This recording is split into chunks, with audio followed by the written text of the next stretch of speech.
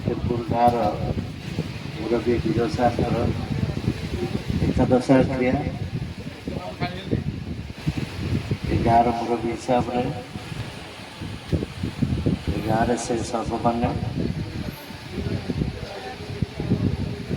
तो मुझे मन ना कौन 2008 13 पर्यटन काउनसिलर थे निर्वाचित होते आंध्रपुर म्यूनिसिपालिटी काउनसिलर हिसाब से ये 4टा वार्ड अच्छे गोटे वार्ड सार निर्वाचित होते तेणु जनप्रतिनिधि हिसाब से कम कर शिक्षक सागे सागे किसी दिन जनप्रतिनिधि कम करते वीर सार सहित मो भारी घनिष्ठ संपर्क था आंध्रपुर जेहतु शिक्षकता करते अध्यापक थी बहुत समय में बसु संपर्क था से संपर्क भितर अनाबेड़ स्नेह श्रद्धा निजे मु पाई तार मो भागीदार से दृष्टि से मत आकर्षित कर कथा हूँ जीवदशा किए केतवे जीव कही से पूर्णकालीन जीवन जीचंती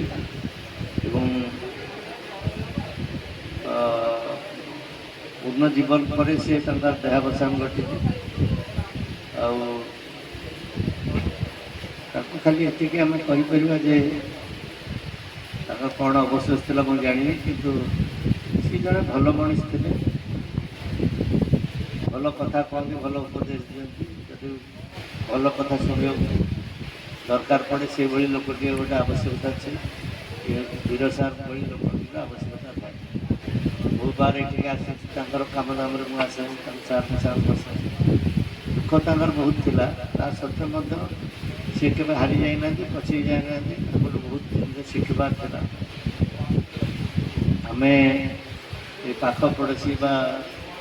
साई लोक चिन्ह परिचित लोक हिसाब से केवल ये कहीपर जीवनटा जमी किसी लोक बोझ होता है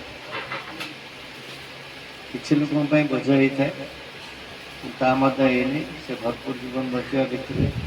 खाली आशीर्वाद बहुत जीवदशा छात्र मान आरंभ कर बहुत लोग आशीर्वाद पाई मनीष खाली ये कहवा जे परिणत बयस से दुर्बल आम राज्य जो चेहरा देखते ठीक से चेहरा दुर्बल निश्चित भाव रही तेणु कष्ट निश्चित भाव भोग कर मनीष केतबे जीव तो आम कहीपर कि परिणत बयस जो देह त्याग करे मनीष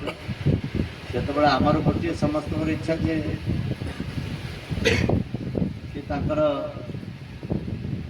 सद्गति लाभ करे सद्गतिर अर्थटा किए कौन बुझे मनीष वर्षा हेले जमी पानी गति सब निम्न गति सब तल तलक जीव नदी नाल दे समुद्र से खाइब बाट जना ना से बड़े खसी से मनीष आत्मा मु बोले जहाँ कहूँ से आत्मा से आत्मार गति सब उड़े परिणत बयस हो जिते आत्मा सब चाहिए खसिक केमी ऊर्ध्व पड़े ऊर्धर किए अच्छा ना परमात्मा अच्छा आत्मार परमात्मा सहित मिलन दरकार जमी पानी समुद्र सहित संपर्क अच्छे से तले समुद्र सहित मिस आत्मा से परमात्मा मिलन सब चाहूँ कि खसिक पड़े जुटिले मरी जाऊँ लोक बुड़ी गले मरी जाऊँ आत्मा चाहूँ खसी जाए स्वाभाविक भाव में शरीर दुर्बल है आत्मा गोटे सुजोग मिले खसी जाए तेणु आत्मा जाए आत्मार परम स्थान शेष स्थान है परमात्मा भगवान से विषय जदि आत्मा परमात्मा लीन हो गला से सबुठ सुखप्रद समय स्थान से आम कहे आमर सद्गति हो जो आत्मा परमात्मा लीन होगा तार पुनर्जन्म हेनी आटा हूँ आम कौन कहू से सद्गति आमर जेतु आम हिंदू धर्म पूर्व कर्म जन्मर विश्वास आमर थाए आम ये जन्मर कर्मफल नहीं आग जन्मटा आम पाइबा यदि भल कम करते चर्म फल पाइबा भल फल पाइबा ପ୍ରଭୁଙ୍କ ଆତ୍ମାରେ ଆମର ଆତ୍ମା ଦିଏ ନେଇଯିବ। ଯଦି ଆଉ କିଛି କାମ କରୁଥିବା ସେ ପର୍ଯ୍ୟନ୍ତ ଆମେ ଯାଇପାରିବାନି ଅନ୍ୟ ଯଦି ଜନ୍ମ ହେବା। ତେଣୁ ଆମେ ସବୁବେଳେ ଯେଉଁମାନେ କରୁଛନ୍ତି ବା ଦେହତ୍ୟାଗ କରୁଛନ୍ତି ତାଙ୍କର ଆତ୍ମା ପରମାତ୍ମା ବିନ ଏ ଆଶାଟା ଆମେ କରୁଛନ୍ତି। ବୀର ସାର୍ ସହଜେ ଧର୍ମାତ୍ମା ଲୋକ ଜୀବନ ସାରା ଭଲ କାମ କରିଛନ୍ତି, ଭଲ ଲୋକ ମଣିଷ ଗଢ଼ିଛନ୍ତି। ତାଙ୍କ ଜୀବଦଶାରେ ସେ ଭଲ ବ୍ୟକ୍ତିତ୍ୱ,